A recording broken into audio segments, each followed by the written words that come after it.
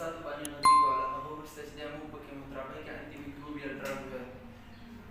راځو اول دې ته چې فارماکولوژي څه ته وایي. فارماکولوژي موږ سره له دوی یوناني کلمو څخه اخیستل شوې ده. یو فارماکن دی او بل چې دی لوژي ده، چې فارماکن مینس ډرګ یا دوا او لوژي معنا علم، یعنې له هغه علم څخه عبارت دی چې موږ ته د دوا په اړه مکمل معلومات راکوي او د هغه تاثیرات په بدن باندې موږ ته ښایي.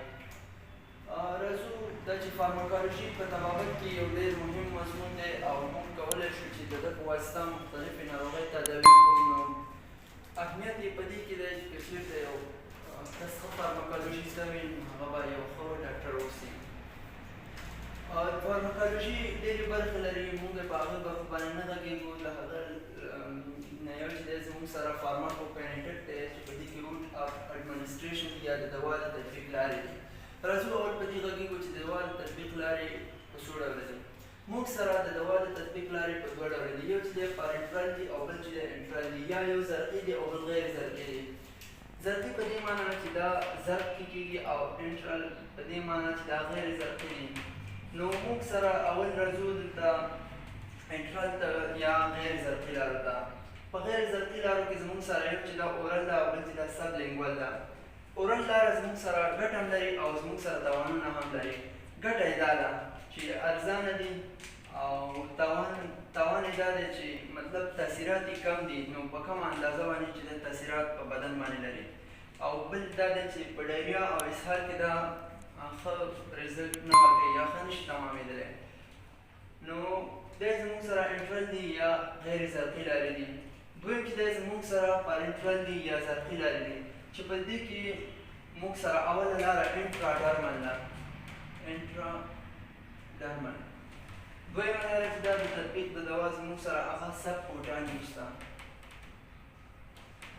درېیمه د تطبیق د دوا لاره چې دا زموږ سره انټراماسکولر ده یا آی ایم. څلورمه د دوا د تطبیق لاره چې دا زموږ سره هغه آی وي ده، چې دا په طبابت کې زموږ سره ډېرې مهمې لارې دي. مثلا که تاسې دا شارټکټ ګورئ چې آی وي مطلب انټراډرمل، که ایس سی ګورئ سب کوټانیوس، که آی ایم ګورئ انټراماسکولر او که آی وي ګورئ نو انټراوینیوس. دا یې هغه ابریویشنز دي، مخففات دي. په دې کې زموږ سره ادرس یا نورې لارې هم د دوا شاملې دي چې هغه عبارت دي یو انټرانزل دي. انټرانزل بل چې دی چې مطلب د پوزې د سپرایګانو له لارې چې دی دا انهلیشن کوي. دویم چې دی زموږ سره انټراتیکل دي، دا یو بله د دوا د تطبیق لاره ده. دریم چې دی زموږ سره ټاپیکل دي، چې دا زیاتره په جلدي کې زموږ سره استعمالیږي. او څلورم چې دی ټرانسډرمل دي. پنځم چې دی ریکټل دي. په دې کې ریکټل هم ګټې لري هم تاوانونه لري. ریکټل ګټه یې دا ده چې دا د معدې او د هضمي لارو د تخریب څخه مخنیوی کوي. خو تاوان یې دا دی چې دا ریکټل لاره کېدای شي چې ریکټم تخریب کړي او له دې نه نور مشکلات پیدا کړي.